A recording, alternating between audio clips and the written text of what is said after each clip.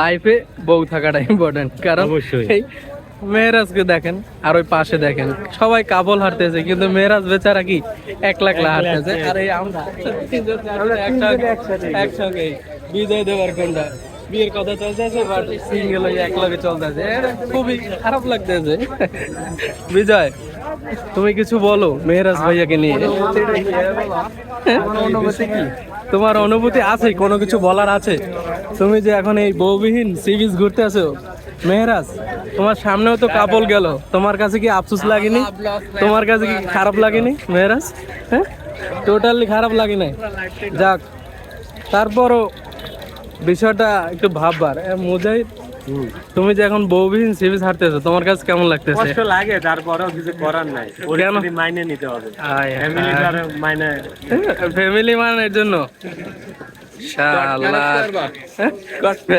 Court marriage করাই দিবি। হ্যাঁ, বিজয় দিকে আয়। হ্যাঁ, কোর্ট ম্যারেজ করাবি? ব্যান পাগল না, ব্যান ছাড়ে দাও। ওই এক সপ্তাহ 8 দিন কক্সবাজার ধারণের লোক ওইগুলো আন না কট খাই যাবা। ওগুলো চলে না, ওগুলো চলে না।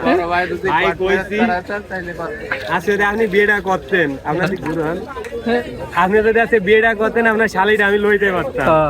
মাগ না খাওয়া, শালিটাও আমি তোমরা খালি ভাও খাওয়া। এর লেগে এই তো বাড়ি থেকে কি মিষ্টি আনার কথা ছিল, বাট জাল খাওয়াইছে। জাল তাও তো পাইছো।